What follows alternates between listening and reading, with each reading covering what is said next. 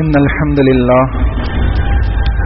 نحمده ونستعينه ونستغفره ونعوذ بالله من شرور أنفسنا ومن سيئات أعمالنا من يهده الله فلا مضل له ومن يضلل فلا هادي له وأشهد أن لا إله إلا الله وحده لا شريك له وأشهد أن محمدا عبده ورسوله أما بعد فإن خير الحديث كتاب الله وخير الهدي هدي محمد صلى الله عليه وسلم وشر الأمور محدثاتها وكل محدثة بدعة وكل بدعة ضلالة وكل ضلالة في النار.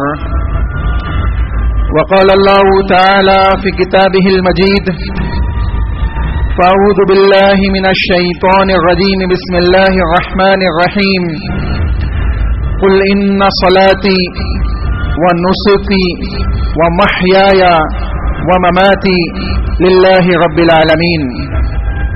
وقال في موضع آخر: بسم الله الرحمن الرحيم لن ينال الله لحومها ولا دماؤها ولكن يناله التقوى منكم. وقال في موضع آخر: بسم الله الرحمن الرحيم لقد كان لكم في رسول الله أسوة حسنة. تمام قسم کی حمد و ثنا کبریائی بڑائی اس وحدہ لا شریک خالق کائنات مالک ارض و سما کے لیے لائق و زیبا ہے، جس کی توفیق سے ایک ایمان والا بندہ نیکیوں کو بجا لاتا ہے، گناہوں سے بچتا ہے اور ایمان اور عمل صالح والی زندگی گزارنے کی جد و جہد اور کوشش کرتا ہے. سبحان اللہ بحمدہ سبحان اللہ العظیم.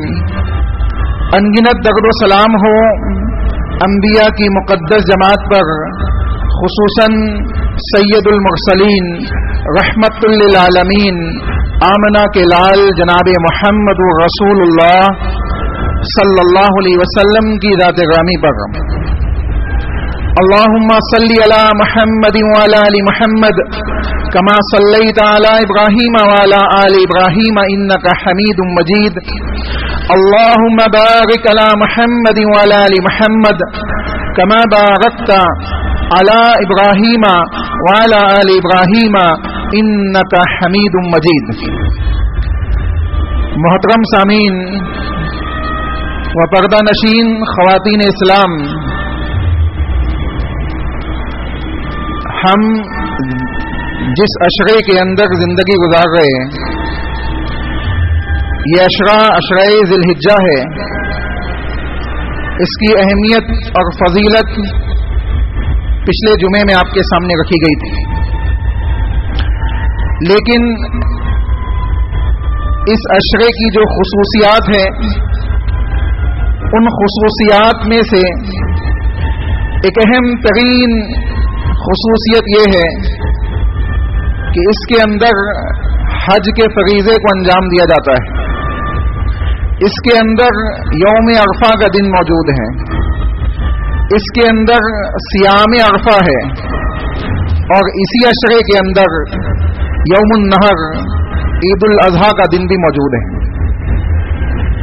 اور مسلمانوں کی جو دو عیدیں رسول اکرم صلی اللہ علیہ وسلم کے ذریعے اس امت محمدیہ کو ملی ہے، دو خوشی کے دن جو ملے ہیں، کچھ دن تو وہ ہے جو مسلمانوں نے اپنے طور پہ خوشی کے بنا لیے، اپنے طور پہ عید کے منا لیے، لیکن شریعت اسلامیہ نے، اللہ اور اس کے رسول نے جو خوشی کے دو دن ہمیں دیے ہیں، ان میں ایک عید الفطر ہے جو رمضان کے بعد ہم مناتے ہیں، اور ایک اس عشرے کے اندر موجود عشرہ ذی الحجہ کی 10 تاریخ کو یوم النحر یعنی عید الاضحیٰ کا دن ہے.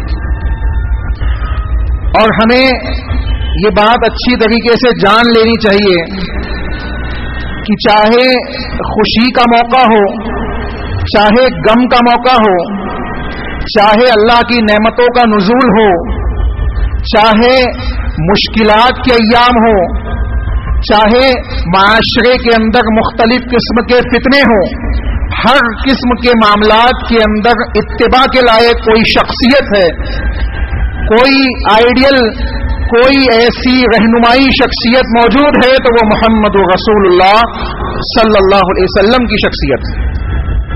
اور یہ بات میں نہیں کہتا، یہ اللہ نے کتاب اللہ کے اندر بیان کی، لقد کان لکم فی رسول اللہ اسوۃ حسنہ۔ زندگی کا کوئی موقع ہو، ایمان والوں کے لیے آئیڈیل، ایمان والوں کے لیے رہنما کوئی ہے تو محمد رسول اللہ صلی اللہ علیہ وسلم ہے۔ اور اس خوشی کے موقع پہ ہمیں یہ بات اچھی طریقے سے جان لینی چاہیے کہ اس خوشی کے دن یعنی عید الاضحیٰ کو ہمیں کیسے منانا ہے، اور ان دنوں کے اندر جو کام ہمیں انجام دینے ہیں، خصوصاً عید الاضحیٰ کے دن، کیونکہ 9 تاریخ تک کے ڈیٹیل آپ کے سامنے پچھلے جمعے میں آئی تھی، تو آج ہم عید الاضحیٰ کے دن ہونے والے ایک اہم ترین عمل کو دیکھیں گے جس کو ہم عید الاضحیٰ یا ذبیحہ قربانی کے نام سے جانتے ہیں۔ اور یہ ہمیں خلیل اللہ ابراہیم علیہ السلام کی یاد دلاتی ہے کہ انہوں نے اللہ کی آزمائشوں میں کامیاب ہوتے چلے گئے، یہاں تک کہ اللہ نے ان کو ایک بڑی آزمائش سے آزمایا کہ اپنے بیٹے کو ذبح کیجیے، اور ابراہیم علیہ السلام اپنے بیٹے کو ذبح کرنے نکل پڑے۔ لمبا واقعہ ہے، انشاءاللہ اگر اللہ نے توفیق دی تو عید الاضحیٰ کے دن اس کا مختصر سا خاکہ آپ کے سامنے رکھا جائے گا۔ آج ہم دیکھیں گے عید الاضحیٰ کے احکام و مسائل کیا ہے۔ سب سے پہلا اور سب سے اہم عمل اس دن جو مسلمانوں کے اوپر عائد ہوتا ہے، امت مسلمہ کے اوپر نبی اکرم صلی اللہ علیہ وسلم کی اہم ترین سنتوں میں سے ایک اہم ترین سنت ہے، وہ ہے عید کے دن اللہ کے حضور میں جانور کی قربانی پیش کرنا، عید الاضحیٰ۔ اس میں ہمیں کیا کرنا ہے، کون سے جانور قربان کر سکتے ہیں، کون سے نہیں کر سکتے ہیں، یا اسی طریقے سے اس کی ایج کیا ہونی چاہیے، اس کا طریقہ کیا ہونا چاہیے، اس کا وقت کیا ہے، اور یہ تمام ڈیٹیل انشاءاللہ آج کے خطبے میں آپ کے سامنے آئے گی۔ تو سب سے پہلی چیز کہ کن جانوروں کی قربانی کی جا سکتی ہے۔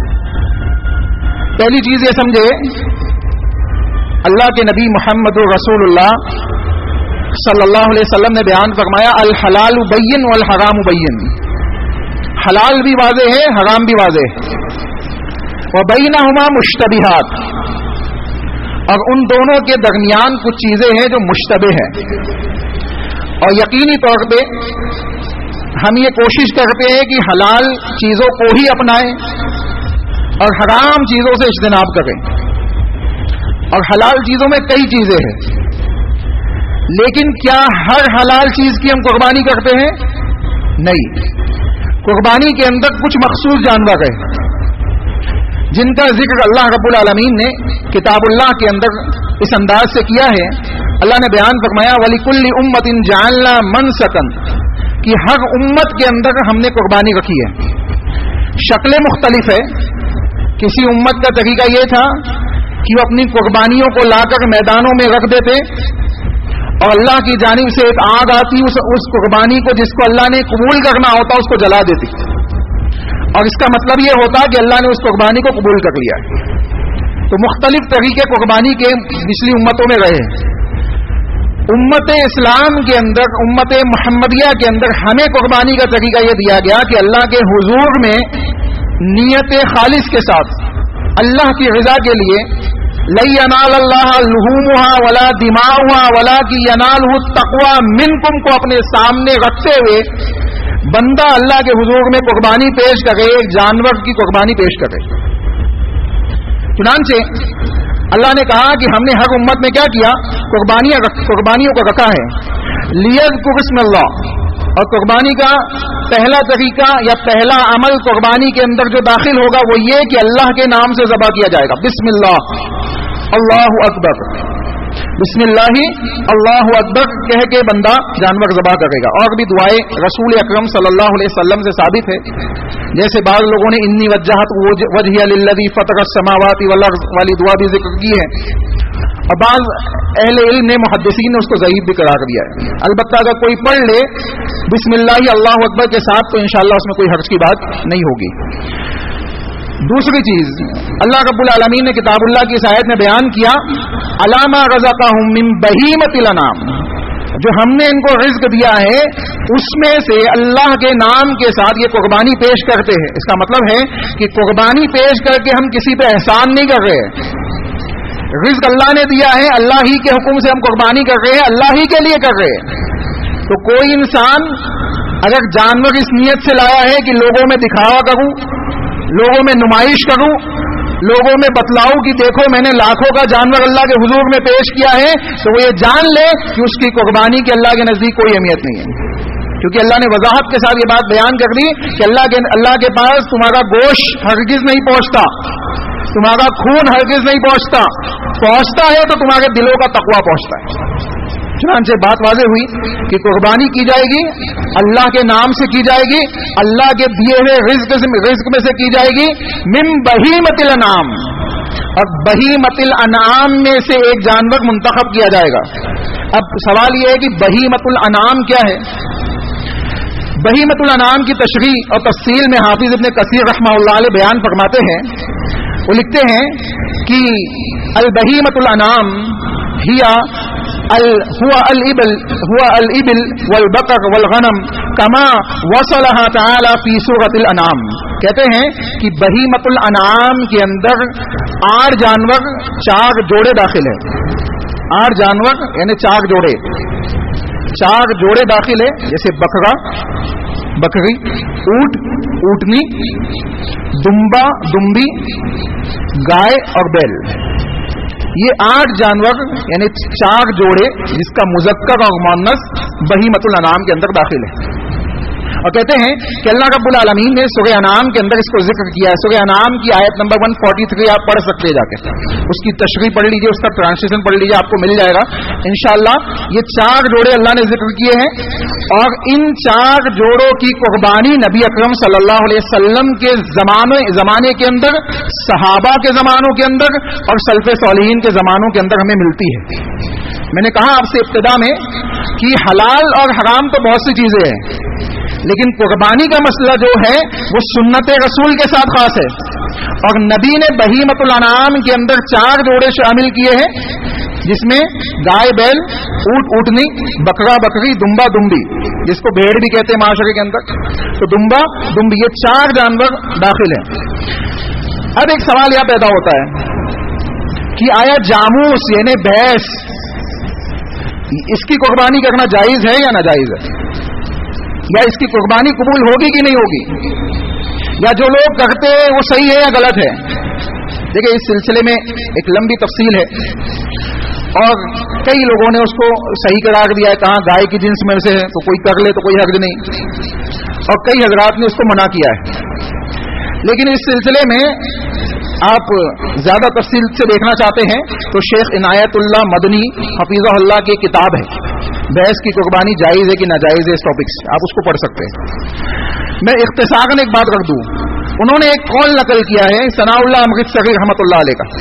انہوں نے کہا کئی علماء کے اقوال انہوں نے نقل کی ہے, اس میں ایک قول انہوں نے ثناء اللہ امرتسری رحمۃ اللہ علیہ کا نقل کیا ہے. انہوں نے کیا کہا کہ عربوں کے اندر رسول اکرم صلی اللہ علیہ وسلم کے زمانے میں بھینس نہیں پائی جاتی تھی, بھینس وہاں نہیں تھی. اور ہم دیکھتے ہیں کہ گائے کا اپوزٹ کیا ہوتا ہے, بیل ہوتا ہے, اور بھینس کا اپوزٹ کیا ہوتا ہے, ہیلا ہوتا ہے. تو اس سے یہ بات معلوم پڑ گئی کہ بھینس ایک الگ جنس ہے, وہ حلال ہے, کھانے میں حلال ہے, اس میں کوئی شک نہیں ہے, لیکن کیا قربانی کی جا سکتی ہے کہ نہیں کی جا سکتی. تو ثناء اللہ امرتسری رحمۃ اللہ علیہ لکھتے ہیں کہ اس میں اہل علم نے اختلاف کیا ہے. بعض لوگوں نے کہا کہ اگر گائے کی جنس مانتے ہوئے اس پہ قربانی کر لے تو کوئی حرج نہیں ہے. بعض لوگوں نے کہا کہ نہیں جائز نہیں ہے کیونکہ نبی کے زمانے میں نہیں ملتی ہے. تو انہوں نے کیا کہا کہ انہوں نے کہا کہ یہ اہل علم کے اقوال ہیں, البتہ زیادہ مناسب بات یہ ہے کہ ان 4 جوڑوں میں سے ہی جانور منتخب کیے جائے جو نبی کے زمانے میں سنت کے طور پہ اپنائے جاتے تھے, جو میں نے ابھی آپ کے سامنے ذکر کیے. تو معلوم پڑا کہ بہیمۃ الانعام سے انتخاب کیا جائے گا, بہیمۃ الانعام سے انتخاب کیا جائے گا, یا تو بکرا بکری میں سے کوئی جانور ذبح کرے اللہ کے حضور میں اللہ کے لیے خالص نیت کے ساتھ, یا اونٹ اونٹنی. اب اونٹ کا رواج ہمارے یہاں ہمارے ملک میں نہیں ہے تو نہیں کریں گے ہم. اسی طریقے سے کوئی ایسا جانور جو جس کے اوپر کسی قسم کی پابندی موجود ہے تو اپنے آپ کو ہلاکت میں نہ ڈالتے ہوئے وہ جانور جو آپ کے لیے آسانی اور سہولت سے مل جائے اللہ کے حضور میں قربان کر دیجیے. تیسری چیز، تیسرا سوال یہ پیدا ہوتا ہے کہ جانور اگر ہم لیتے ہیں تو اس میں کس قسم کے عیوب نہیں ہونے چاہیے. دیکھیں بہت سے مختلف معاملات ہو سکتے ہیں جانور میں، لیکن نبی صلی اللہ علیہ وسلم نے 4 عیب بیان کیے ہیں. اگر ان 4 میں سے کوئی عیب ہے اور ہمارے سامنے وہ واضح ہے تو ہم اس جانور کی قربانی نہیں کر سکتے. اور ان 4 عیوب کے علاوہ اگر کوئی 5واں عیب ہے، کوئی 6واں عیب ہے، کوئی 7واں عیب ہے، یہ 4 نہیں ہے، ان کے علاوہ کوئی دوسرا عیب موجود ہے، آپ کا دل مطمئن ہے تو کر لیجئے، آپ کا دل مطمئن نہیں ہے تو چھوڑ دیجئے، لیکن دوسروں کے لیے حرام نہیں کر سکتے آپ. اور یہ میں اپنی طرف سے نہیں کہہ رہا ہوں، حدیث سنیں. اللہ کے نبی جناب محمد رسول اللہ صلی اللہ علیہ وسلم کی حدیث ہے، حضرت برہ بن عازب رضی اللہ تعالیٰ عنہ راوی حدیث ہے. کہتے ہیں عبید بن فیروز نے ان سے سوال کیا. کس سے؟ صحابی رسول سے. یہ عبید بن فیروز کون ہے؟ یہ تابعی ہے، یہ وہ شخص ہے جنہوں نے صحابہ کو دیکھا ہے. تو یہ صحابی رسول حضرت برہ بن عازب سے سوال کر رہے ہیں. کہتے ہیں سألت البرہ بن عازب رضی اللہ عنہ، میں نے برہ بن عازب رضی اللہ تعالیٰ عنہ سے سوال کیا. کیا سوال کیا؟ ما لا يجوز فی الاضاحی، کہ قربانی میں کون سی چیز کون سا جانور جائز نہیں ہے. یہ نہیں پوچھا کون سا جائز ہے، کیا پوچھا؟ کون سا جائز نہیں ہے، تاکہ ہم سمجھ لیں کہ جو جانور میں یہ عیب یا یہ صفات پائی جائے ان سے ہم کو بچنا ہے. اس کے علاوہ کیا ہو جائے گی؟ آٹومیٹکلی جائز ہو جائے گی. اب صحابی رسول سے سوال کیا گیا تو صحابی رسول نے ان کو یہ جواب نہیں دے دیا کہ یہ انہوں نے کیا کہا سنیں. انہوں نے کہا فقال رسول اللہ صلی اللہ علیہ وسلم، انہوں نے کہا کہ اللہ کے نبی صلی اللہ علیہ وسلم نے اسی مسئلے کے اوپر یہ بات بیان کی ہے. جو مسئلہ تم نے پوچھا ہے نا، اس مسئلے پہ نبی کی ایک حدیث ہے میرے پاس. اللہ کے نبی نے یہ بات بیان کی. اللہ کے نبی نے کیا کہا؟ فقال قام فینا، اللہ کے نبی ہمارے درمیان کھڑے ہوئے، غالباً خطبہ دے رہے تھے رسول اللہ صلی اللہ علیہ وسلم، اور اللہ کے نبی نے خطبے میں یہ بات بیان کی. فقال اربع لا تجوز، اللہ کے نبی نے کہا کہ 4 جانور ایسے ہیں لا تجوز، جائز نہیں ہے فی الاضاحی، قربانی کے اندر. یعنی قربانی میں 4 جانور ایسے ہیں جن کی قربانی آپ نہیں کر سکتے. اگر کوئی جانتے بوجھتے ہوئے کر دے اس کی قبول نہیں ہوگی، اس کی قبول نہیں ہوگی. تو کیا کہتے ہیں؟ دیکھیں کہتے ہیں الاوغاء بین اوغاہا، پہلا جانور وہ جو کانا ہو، اندھا ہو، آنکھ سے نابینا ہو، اور وہ بین، اور اس کا وہ کانا یا اندھا پن بالکل واضح ہو، کانا ہو یا اندھا ہو، اور اس کا وہ کانا پن یا اندھا پن بالکل واضح ہو، یعنی دیکھنے سے بالکل پتہ چلتا ہے کہ یہ کیا ہے؟ کانا ہے. اگر ایسا جانور ہے تو کیا ہے؟ اس کی قربانی نہیں ہوگی. اس سے ایک بات اور سمجھے کہ اگر کسی کو پتہ ہی نہ چلے، بعض اوقات ہوتا ہے نا جانور اندھا ہے، کیسے پتہ چلے گا؟ کیسے پتہ چلے گا؟ تو اس کا ایک طریقہ تو یہ ہے کہ جانور کی آنکھوں کے سامنے اس طریقے سے ہاتھ آپ کریں گے تو آنکھیں بند کرے گا، جیسے انسان کرتا ہے. کوئی ایسے کرے تو ہم کیا کرتے؟ آنکھیں ایک دم سے بند کر لیتے، تھوڑا خوف زدہ ہو جاتے. اگر جانور اندھا ہوگا، اندھے کے سامنے آپ ایسا کیجئے، اس کو کیا فرق پڑنے والا ہے؟ اس کو تو دکھ ہی نہیں گا. تو اگر جانور اندھا ہوگا تو کیا کرے گا؟ اپنی آنکھیں نیچے گا. لیکن اگر اندھا نہیں ہوگا تو ویسا کا ویسے رہے گا. چنانچہ اگر اندھا پن آپ کے سامنے واضح ہو گیا تو آپ کے لیے وہ جانور جائز نہیں ہے. واضح نہ ہو تو اس کی قربانی صحیح ہے. دیکھیں اسلام کی آسانی دیکھیں، اللہ کے نبی نے ایک ورڈ کے اندر پوری دنیا کے مسائل حل کر دیے. وہ بین، اللہ کے نبی نے کہا بین، اگر وضاحت کے ساتھ معلوم پڑ جا رہا ہے کہ اندھا ہے تو پھر آپ کو وہ جانور نہیں لینا ہے. تو اس لیے یہ 4 چیزیں خصوصیت کے ساتھ جب جانور لینے جائے تو چیک کر لے. پہلی چیز کیا ہے؟ کانا پن، اندھا پن نہ ہو.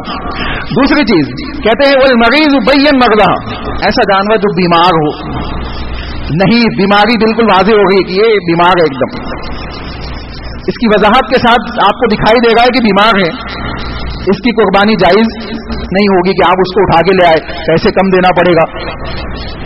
पैसे कम देना पड़ेगा तो बीमारी ले आओ, अल्लाह के रास्ते में ज़बह कर देंगे। तो ये ज़हनियत बिल्कुल भी मत रखिए। अल्लाह के हुजूर में अच्छे से अच्छा माल ज़बह करने की कोशिश कीजिए। तो कहा गया कि ऐसा जानवर जो बीमार हो, उसकी बीमारी बिल्कुल वाज़ेह हो। वल अरजाउ बैयन ज़ल्लाहा, अल्लाह के नबी सल्लल्लाहु अलैहि वसल्लम ने मजीद बयान फरमाया, जो लंगड़ा हो और जिसका लंगड़ापन बिल्कुल वाज़ेह हो, जो लंगड़ा हो और जिसका लंगड़ापन बिल्कुल वाज़ेह हो। अब देखिए एक बात यहां मैं वाज़ेह करता चलूं कि एक जानवर लंगड़ा है, लंगड़ के चल रहा है तो बिल्कुल समझ में आ जाता है, लेकिन कुछ जानवर वो होते हैं जिनके नाखून बढ़ जाते हैं, होते हैं ना, बाज़ जानवर होते हैं जिनके नाखून बढ़ने की बीमारी होती है, या नाखून बढ़ जाते हैं, तो नाखून बढ़ने की वजह से वो ऐसा चलते हैं कि ऐसा लगता है कि ये लंगड़ा है, ये लंगड़ा है। तो नाखून बढ़ना ये ऐब नहीं है। नाखून बढ़ने की वजह से अगर कोई जानवर ऐसा चल रहा है तो उसमें कोई मसला इंशाअल्लाह नहीं होगा, वो जानवर जायज होगा, उसकी कुर्बानी आप कर सकते हैं। लेकिन लंगड़ापन बिल्कुल वाज़ेह नहीं होना चाहिए, लंगड़ापन नहीं होना चाहिए। अगर नाखून बढ़ने का मसला है और उसकी वजह से चाल वैसी है तो अलग चीज है, तो उसको चेक करना पड़ेगा आपको अच्छी तरीके से, उसको आपको अच्छी तरीके से चेक करना पड़ेगा। लेकिन उसके बावजूद अगर दिल मुतमईन नहीं तो नहीं, उसको लीजिए मत, दूसरा लीजिए, बेहतर तो यही है। देखिए अभी आगे हदीस में वो बात भी आएगी। उसके बाद चौथी चीज रसूल अकरम सल्लल्लाहु अलैहि वसल्लम ने बयान फरमाई, अल्लाह के नबी सल्लल्लाहु अलैहि वसल्लम ने कहा, वल कसीरुल लती ला तनका, एक ऐसा जानवर जो बिल्कुल दुबला पतला, हड्डियां दिखाई दे रही है, गोश्त नाम की चीज नहीं है उसमें, तो ऐसा जानवर भी मत लिए। चार ऐब कि जिस जानवर के अंदर पाए जाए उसकी कुर्बानी जायज नहीं है। फिर से बताता हूं, पहला कानापन, दूसरा बीमार, इस अंदाज का बीमार की बीमारी बिल्कुल वाज़ेह हो, तीसरा लंगड़ा, इस अंदाज का लंगड़ा कि बिल्कुल लंगड़ापन उसका क्या हो जाए, वाज़ेह हो जाए, और चौथी चीज जो रसूल अकरम सल्लल्लाहु अलैहि वसल्लम ने बयान फरमाई, इंतहाई कमजोर, इंतहाई कमजोर जानवर जिसकी हड्डियां दिखाई दे रही हो, गोश्त नाम की उसमें चीज ना हो, ऐसा जानवर तुमको ज़बह करना जायज नहीं है। अब देखें, मैं आमतौर पर आपके सामने जब हदीस रखता हूं तो सहाबी से रखता हूं। आज मैंने आपको ताबी का नाम बताया, क्यों बताया? जब ये बात सहाबी रसूल ने बयान की कि नबी सल्लल्लाहु अलैहि वसल्लम ने ये चार आयत बयान किए, तो उन ताबी ने क्या कहा, उन्होंने कहा, क़ाला क़ुल्तु फ़इन्नी अकरहु अन यकून फिस्सिन नक्सुन, उन्होंने कहा कि मैं तो इस बात को भी नापसंद करता हूं कि दांत में कोई नुक्स हो। किसने कहा? किसने कहा? ताबी ने। किससे कहा? सहाबी रसूल से कहा, मैं तो इस बात को भी पसंद नहीं करता हूं कि दांत में नुक्स हो। अब देखिए, नबी ने चार ऐब बताए, नबी ने कितने बताए? चार, और ताबी कह रहे कि पांचवा ऐब जो मुझे पसंद नहीं है, क्या है? कि दांत में अगर नुक्स है तो ये भी मुझे पसंद नहीं है। अब सहाबी रसूल के सामने बात बयान कर रहे, सहाबी रसूल ने जवाब दिया। क्या जवाब दिया? सुने, कहते हैं कि अल्लाह के नबी मोहम्मद रसूलुल्लाह सल्लल्लाहु अलैहि वसल्लम के सहाबी हजरत बर्रा बिन आज़िब रज़ी अल्लाह तआला अन्हु कहते हैं कि क़ाला मा करहतु फदाहु, जो तुमको पसंद नहीं है तो उससे बच जाओ, अगर तुम्हें पसंद नहीं है तो उससे बच जाओ, उससे क्या करो, क्योंकि तुम्हारा दिल मुतमईन नहीं है उस पर, मत लो, दूसरा जानवर ले लो, उसको छोड़ दो। फदाहु वला तुहर्रिमु अला हादिन, लेकिन किसी दूसरे पे उसको हराम मत करो, किसी दूसरे के लिए उसको हराम मत करो। यानी ऐसा मत करो कि किसी के पास तुम देखो कि ऐसा जानवर है तो कहो ये ऐब है, दांत में नुक्स है। नबी ने चार नुक्स बयान किए, इन चार के अलावा अगर कोई पांचवा नुक्स है तो उसमें कोई हर्ज नहीं है, कोई हर्ज नहीं। ये चार ऐब रसूल अकरम सल्लल्लाहु अलैहि वसल्लम ने बयान किए, इससे मना किया गया, इससे बच जाना है। अलबत्ता किसी चीज पे आपका दिल मुतमईन नहीं है तो उसको छोड़ दीजिए, दूसरा जानवर लीजिए। एक और बात यहां वजाहत के साथ करते चले हम, रसूल अकरम सल्लल्लाहु अलैहि वसल्लम खस्सी जानवर की कुर्बानी करने को पसंद करते थे। खस्सी और खस्सी के अलावा जो दूसरे जानवर आते हैं उसकी भी कुर्बानी आप कर सकते, कोई हर्ज की बात नहीं है। यहां बताना मकसूद क्या है कि हमारे माशरे के अंदर कुछ लोग ऐसे हैं जो कहते हैं कि खस्सी होना ऐब है। खस्सी होना क्या है? ऐब है। और उसकी दलील क्या देते हैं कि खस्सी जानवर कुदरती खस्सी नहीं होता है, उसको खस्सी बनाया जाता है, उसको खस्सी बनाया जाता है। तो देखिए, आम तौर पे कुदरती कोई जानवर खस्सी नहीं होता, खस्सी हर जमाने में जानवरों को बनाया ही जाता है बचपन में। جب جانور پیدا ہوتا ہے, بکرا پیدا ہوتا ہے, تو اس کو کیا کیا جاتا ہے, اس کو خصی بنایا جاتا ہے. تو خصی کا عیب ہونا نبی نے بیان نہیں کیا.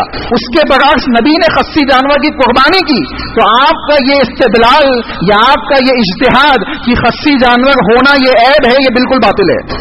اس لیے میں نے کہا کہ 4 عیب جو نبی نے بیان کیے اس کو دیکھے. اس کے علاوہ اگر کوئی دوسری ایسی چیز آپ کو دکھائی دے رہی ہے جو چھوٹی موٹی ہے اور آپ دیکھ رہے تو کوئی مسئلے کی بات نہیں ہے. اچھا, ایک اور چیز یہاں پہ بعض اوقات ہم دیکھتے گورنمنٹ کے تھپے لگے ہوئے تھے کانوں کے اندر بکروں کے, ہوتے ہیں نا, وہ ایک چھوٹی سی کلپ ڈال دیتے, بٹن ٹائپ کی ڈال دیتے, نشانی کے طور پہ. گورنمنٹ کا ایک اصول ہے, کچھ اس کی پاؤتی ہوتی بنتی ہے تو وہ ڈال دیتے ہیں, اور بعض اوقات وہ نکل جاتا ہے جس کی وجہ سے کان کیا ہوتا ہے, کٹ جاتا ہے. تو دیکھیں یہاں پہ وضاحت کے ساتھ یہ بات بیان کی گئی, کانا ہونا, بیمار ہونا, لنگڑا ہونا, اور ایسا جانور جو بالکل کمزور ہے, تو اگر اس وجہ سے کوئی کسی کا کان نکل گیا ہے یا تھوڑا سا کٹ گیا ہے تو اس میں عیب نہیں ہے. یہ 4 عیب ذہن میں رکھے. اس کے علاوہ اگر کوئی 5ویں چیز ہے تو وہ عیب نہیں ہے, کیونکہ نبی نے نہیں بیان کی ہے. وضاحت کے ساتھ جان لیجیے, نبی نے بیان نہیں کی ہے, ہم اپنی طرف سے کوئی عیب نکالے. آپ کو نہیں پسند تو چھوڑ دیجئے, دوسرے کے لیے حرام مت کیجیے. یہ صحابی رسول نے بیان کیا کہ اگر تم کو پسند نہیں ہے تو چھوڑ دو, دوسرا لے لو, لیکن دوسروں کو مت کہو کہ تم بھی مت لو, یہ حرام ہے, یہ جائز نہیں ہے. یہ اضافی چیز ہے جو آپ اسلام کے اندر داخل کر رہے. اللہ کے نبی محمد رسول اللہ صلی اللہ علیہ وسلم نے یہ چیز بیان نہیں کی ہے. اس کے بعد تیسری چیز, جانور کتنے سال کا ہونا چاہیے, کتنی اس کی ایج ہونی چاہیے, کتنا بڑا جانور ہو جس کو ہم قربانی کر سکتے ہیں. رسول اکرم صلی اللہ علیہ وسلم کی حدیث ہے, حضرت جابر رضی اللہ تعالیٰ عنہ بیان فرماتے ہیں کہ اللہ کے نبی صلی اللہ علیہ وسلم نے ارشاد فرمایا, لا تذبحوا الا مسنّا, جانور 2 دانتی ہو اس کو ذبح کیا جائے. اس کو کیا کیا جائے, اس کو ذبح کیا جائے. الا ان یعصر علیکم فتذبحوا جزا, اگر تم کو 2 دانتی نہ ملے, فتذبحوا الزان, تو تم کیا کرو, 1 سال کا بھیڑ ذبح کر دو, دمبا. دیکھیے بکرے کے اندر 2 دانتی ہونا شرط ہے, 2 دانتی ہونا شرط ہے. اب 2 دانتی بکرا کبھی کبھی 1 سال کے آس پاس یا پہلے بھی ہو جاتا ہے, 10-11 مہینے میں بھی ہو جاتا ہے, کبھی کبھی, ہمیشہ نہیں. عام طور پہ 1 سال کے بعد ہی ہوتا ہے. کبھی کبھی کب ہوتا ہے, 10ویں-11ویں مہینے میں بھی 2 دانت آ جاتے ہیں, اور کبھی کبھی 12 مہینے کے بعد بھی نہیں آتے, تھوڑا لیٹ آتے ہیں کسی کسی بکرے کو. تو جب تک 2 دانت ہی نہیں ہوگا وہ بکرا جائز نہیں ہوگا. سمجھ میں یہ بات. لیکن اگر دمبا ہے, بھیڑ ہے, 1 سال کا ہونا کفایت کر جائے گا. 1 سال کا بھیڑ اگر آپ کے پاس ہے, دمبا ہے, تو آپ اس کو ذبح کر سکتے ہیں. اب دانت کہاں پہ کیسے پہچانیں گے, بہت سے لوگ دانت پہچان نہیں پاتے, کیسے دانت ہونے چاہیے. تو ایک بات سمجھے, پہلی چیز تو جانوروں کو عام طور پہ اوپر دانت نہیں ہوتے, اوپر دانت نہیں ہوتے. جیسے ہمیں دونوں سائڈ دانت ہے نا, جانوروں کو عام طور پہ اوپر دانت نہیں ہوتے. اب تھوڑا سا پانی ڈالیں گے نا منہ پہ جانور کے تو منہ کھول دے گا. بہت سے لوگ پکڑ کے کھینچتے ہیں, ادھر ادھر ہاتھ ڈالتے ہیں. تھوڑا سا پانی منہ پہ ڈالیں گے تو انشاءاللہ وہ کھول دے گا. اس کے بعد آپ دیکھیں گے کہ یہاں پہ نیچے والے دانت جو ہے اور نیچے کے جو بیچ والے دانت ہے, یہ جو بیچ والے یہ تھوڑے سے کیا ہے, بڑے ہوں گے, آزو بازو کے عام دانتوں سے بڑے ہوں گے. یہ بیچ کے دانت ٹوٹنے کے بعد جو 2 دانت آتے ہیں وہ اس طریقے سے بڑے ہوں گے. جیسے مثال کے طور پہ یہ آزو بازو کے دانت ہیں اور یہ بیچ کے جو دانت ہیں کیا ہوں گے, تھوڑے سے بڑے ہوں گے, اس عام دانتوں کے مقابلے میں بڑے ہوں گے. تو وہ 2 دانتی کہلاتا ہے. وہ کیا کہلاتا ہے, 2 دانتی. تو اس طریقے سے آپ جانور کو پہچان سکتے ہیں. نبی اکرم صلی اللہ علیہ وسلم نے کہا کہ تم مسنّا کے علاوہ ذبح نہ کرو, اور یہی اصول گائے کے اندر بھی ہے. ٹھیک ہے, بڑے جانور میں بھی یہ چیز ہے. اللہ یہ کہ بڑے جانور میں نبی نے 7 حصے بیان کیے ہیں, اور اونٹ کے اندر 10 حصے بیان کیے, بعض حدیثوں کے اندر 7 بھی بیان کیے. اور بکرے کے اندر کیا ہے, کتنے لوگ شامل ہو سکتے ہیں, اس کو بھی ہم انشاءاللہ ابھی دیکھیں گے. تو پہلی چیز کیا معلوم پڑی کہ نبی صلی اللہ علیہ وسلم نے مسنّا کہا, یعنی 2 دانتی. اگر کسی کے پاس 2 دانتی نہیں ہے تو وہ بھیڑ بھی ذبح کر سکتا ہے 1 سال کا. بھیڑ کے اندر 2 دانتی ہونا شرط نہیں ہے. کس میں ہے, बकरे में, ठीक है। उसके बाद रसूल अकरम सल्लल्लाहु अलैहि वसल्लम ने भी बयान फरमाया कि इन्नल जिज़ा यूफा मिम्मा यूफी मिनहुल सनिया, कि जिज़ा यानी दुम्बा 1 साल का काफी हो जाएगा उस चीज के लिए जो मुसन्ना यानी दाती जानवर है उसके मुकाबले में। अगर किसी को मुसन्ना ना मिले तो 1 साल का भेड़ ज़बा कर सकता है। ये दोनों हदीसें नबी अकरम सल्लल्लाहु अलैहि वसल्लम से साबित है। पहली हदीस सही मुस्लिम की है और दूसरी हदीस अबू दाऊद के अंदर मौजूद है। तो मालूम क्या पड़ा कि 1 साल का बकरा हो या बकरी हो, और सॉरी 2 दाती हो और दुम्बा है तो 1 साल का होना काफी हो जाएगा।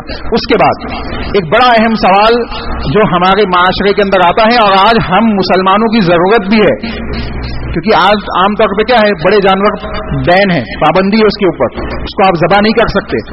तो जब ज़बा नहीं कर सकते तो इस्लाम ने हमको हर मामले के अंदर आसानी दी है। शर्त यह है कि उस आसानी को हम समझ ले, पढ़ ले, जान ले। इल्म नहीं हासिल करेंगे तो मालूम कैसे पड़ेगा।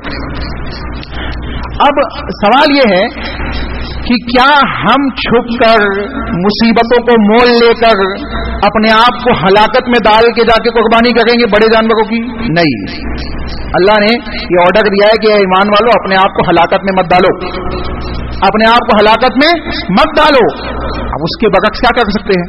आसानी वाला क्या मामला है? कौन सी चीज आसान हो सकती है, या कौन सी चीज इस्लाम ने हमको दी है जो एक जानवर के जरिए किफायत कर जाए? तो आइए हम देखते हैं कि क्या एक बकरा पूरे घर वालों की तरफ से काफी हो जाएगा कि नहीं होगा, काफी होगा कि नहीं होगा। तो रसूल अकरम सल्लल्लाहु अलैहि वसल्लम से अल्लाह के नबी सल्लल्लाहु अलैहि वसल्लम की हदीस बयान फरमाते हैं, उनसे अल्लाह के नबी से सवाल करते हैं। कौन? अता बिन हजरत अबू अय्यूब अंसारी रजी अल्लाह तआला अन्हु से सवाल किया जाता है अता बिन यसार के जरिए कि नबी सल्लल्लाहु अलैहि वसल्लम के जमाने में कुर्बानी कैसे होती थी। देखिए कहते हैं अता इब्न यसार रजी अल्लाह तआला अन्हु यक़ूल सअलतु अबा अय्यूब अल अंसारी रजी अल्लाह तआला अन्हु कैफ कानत अज़्ज़हा। कहते हैं कि नबी सल्लल्लाहु अलैहि वसल्लम के सहाबी हजरत अबू अय्यूब अंसारी से अता बिन यसार ने सवाल किया। अता बिन यसार ताबी है और हजरत अबू अय्यूब सहाबी रसूल है, मेजबान रसूल है। मदीना के अंदर सबसे पहले जब नबी दाखिल हुए तो हजरत अबू अय्यूब अंसारी रज़ी अल्लाह तआला अन्हु के घर मेहमान बने, उसकी लंबी डिटेल है। तो अबू अय्यूब अंसारी बयान से पूछा गया कि अल्लाह के नबी सल्लल्लाहु अलैहि वसल्लम के जमाने में आप लोग कुर्बानी कैसे करते थे? तो कहते हैं कि उन्होंने कहा कानत ज़हाया अला हदी रसूलिल्लाह सल्लल्लाहु अलैहि वसल्लम, नबी के जमाने में कुर्बानी का तरीका यह था काना रजुलु युज़हा, अल्लाह के नबी के जमाने में एक आदमी एक जानवर ज़बा करता, एक आदमी एक जानवर ज़बा करता, बिश्शाती बकरियों में से, बिश्शाती किसमें से? बकरी में से, शात यानी बकरी, यानी एक बकरी ज़बा करता, एक बकरी ज़बा करता या एक बकरा ज़बा करता, अनहु अपनी तरफ से, वो इंसान ज़बा करता, अनहु अपनी तरफ से, व अहली बैतिही और अपने घर वालों की तरफ से, अनहु व अहली बैतिही। वजाहत के साथ हदीस के अंदर अल्फाज मौजूद है, वजाहत के साथ कि अनहु व अहली बैतिही, कि अपने और अपने घर वालों की तरफ से एक जानवर ज़बा करता, व याकुलून और उसी में से खाता, उसमें से खाता और लोगों को भी देता, यानी लोगों में तकसीम भी करता। हत्ता तबाहन्नास फसारत कमा तगा, यहां तक के लोग इसराफ करने लगे और तुम देख रहे जैसे आज हो गए, आज हो गए। अब सवाल यह है कि अहली बैती ही के अंदर कितने लोग दाखिल है, कौन कौन दाखिल है? तो इसका सबसे अच्छा जवाब एक अल्फाज में आप समझना चाहते हैं तो एक चूल्हे में एक किचन होता है ना, एक किचन में जितने लोगों का खाना बन रहा है उतने लोग एक बकरे में शामिल हो सकते हैं, अब उनकी तादाद कितनी भी हो। जैसे मिसाल के तौर पे एक घर है उसमें 4 भाई अलग अलग रहते हैं, सबका खाना अलग अलग बनता है, तो सबको अलग अलग ज़बाह करना पड़ेगा। अगर इस्तिताअत रखते हैं तो सबको अलग अलग ज़बीहा करना पड़ेगा। और अगर एक ही जगह खाना बनता है, एक ही घर में खाते हैं, एक ही कफील है, एक जानवर ज़बा करेंगे तब भी कुर्बानी सबकी तरफ से हो जाएगी। लेकिन अगर सब अलग अलग करना चाहे, अच्छे इस्तिताअत है, मालो दौलत है, तो भी जायज है, मना नहीं है। अलग अलग आपका कुर्बानी करना मना नहीं है, लेकिन मसला क्या है कि आज हमने उसको एक इतनी बड़ी मुश्किल बना दिया है कि अगर कोई एक जानवर ज़बा करे तो बोले तुम्हारे घर में एक ही हुआ, कमाने वाले तो 4 हैं। तो मसला क्या है उसको समझना पड़ेगा कि अल्लाह के नबी सल्लल्लाहु अलैहि वसल्लम ने जो कहा कि अला अहली बैती ही, ये अल्लाह के नबी के जमाने में एक आदमी अनहु व अन अहली बैती ही अपने और अपने घर वालों की तरफ से एक जानवर एक बकरी ज़बह कर देता था। इसका मतलब है कि एक जानवर किफायत कर जाएगा। अब अगर एक इंसान कमा रहा है, उसके साथ उसकी बीवी बच्चे हैं और माँ बाप भी अगर साथ में रहते हैं तो माँ बाप की तरफ से भी वो जानवर अदा हो जाएगा। और अगर माँ बाप अलग है, वो अलग कमाते हैं, बच्चे अलग रह के अलग कमाते हैं, उनका खाना अलग बनता है, इनका खाना अलग बनता है, तो सबकी तरफ से एक एक कुर्बानी दी जाएगी अगर इस्तिताअत रखते हैं तो। और अल्लाह के नबी ने यह भी बयान किया कि इस्तिताअत रखने के बाद जो कुर्बानी ना करे, हमारे मुसल्ले में दाखिल ना हो, ईदगाह में ना आए हो, उसके लिए ईद का दिन है ही नहीं। तो अब इस्तिताअत रखने के बाद जो शख्स कुर्बानी ना करे वो अपना फैसला खुद कर ले कि नबी ने उसको मुसल्ले से आउट कर दिया, उसके लिए जगह नहीं है मुसल्ले के अंदर। तो कहा गया कि एक जानवर ज़बह करना जायज़ है एक घर वालों की तरफ से। अब घर वालों की तादाद अगर एक चूल्हे के अंदर ज्यादा है या कम है वो उसमें दाखिल हो जाएंगे इंशाअल्लाह, ठीक है। ये तिरमिज़ी के अंदर हदीस मौजूद है और वजाहत के साथ इसके अंदर की बात मौजूद है। अब सवाल एक और यहाँ पैदा होता है कि आया कुर्बानी के अंदर जिंदे और मुर्दे सब दाखिल होंगे या नहीं होंगे?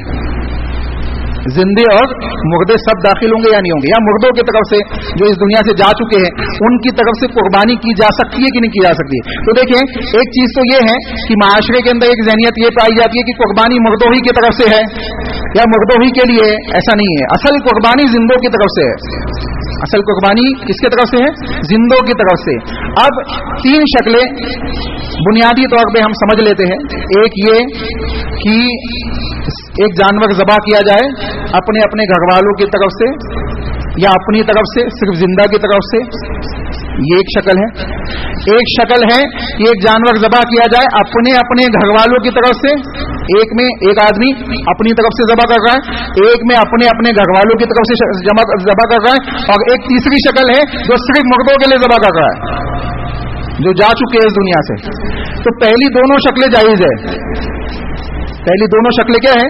जायज़ है, उसमें कोई हर्ज नहीं, ऑथेंटिक हदीसों से साबित है। इख्तिलाफ का है कि मैयत की तरफ से कुर्बानी दी जा सकती है कि नहीं दी जा सकती है। अब बहुत से लोगों ने इससे मुतलकन मना किया है कि नहीं कुर्बानी जायज़ नहीं है। कुछ अहले इल्म ने कहा कि नहीं, अगर कोई कर ले तो हर्ज नहीं है। इसमें सही और ऑथेंटिक बात जो हमें मिलती है तमाम अक़वाल को जमा करने के बाद वो ये कि नबी अकरम सल्लल्लाहु अलैहि वसल्लम ने कभी इनफरादी तौर पे किसी मैयत की तरफ से कुर्बानी नहीं की है। हजरत खदीजा का इंतकाल हुआ ना, हजरत हमजा का इंतकाल हुआ, शहीद कर दिए गए, कभी उनके नाम से अलग एक जानवर रसूलुल्लाह ने ज़बह नहीं किया कि मैं अपनी बीवी हजरत खदीजा की तरफ से ये जानवर ज़बह कर रहा हूं, मैं अपने चचा हजरत हमजा की तरफ से ये जानवर ज़बह कर रहा हूं। रसूलुल्लाह ने इनफरादी तौर पे कभी भी किसी मैयत की तरफ से कुर्बानी नहीं की, न सहाबा ने की। अब मैयत को सवाब पहुंचाना भी है, कैसे पहुंचाएंगे? तो एक अमल जो नबी से हमको मिलता है उसके जरिए से अहले इल्म ने कहा कि इंसान जब ज़बीहा करे तो ये नियत कर ले कि मेरे जिंदे और मुर्दे तमाम अहलो अयाल को अल्लाह ये सवाब पहुंचा दे। वो क्या है, क्यों, कैसे होगा ये? अल्लाह के नबी ने ज़बीहा किया कि अन्नी व अहली बैतिही व उम्मती मोहम्मद। अल्लाह के नबी ने ज़बीहा किया कि मेरे और मेरे घर वालों की तरफ से और मेरी उम्मत मोहम्मदिया की तरफ से, और उम्मत मोहम्मदिया के अंदर जिंदे मुर्दे सब दाखिल हो गए, सब दाखिल हो गए। इसी तरीके से एक और हदीस मिलती है जहां रसूलुल्लाह सल्लल्लाहु अलैहि वसल्लम ने बात बयान फरमाई कि मेरी उम्मत के वो लोग जो कुर्बानी नहीं कर सकते, अल्लाह उनकी तरफ से इसको कबूल फरमा ले, यानी मेरे घर वाले और उनकी तरफ से जो कुर्बानी नहीं कर सकते कबूल फरमा ले। तो मालूम पड़ रहा है कि नीयत में क्या है, वुसअत है, नीयत में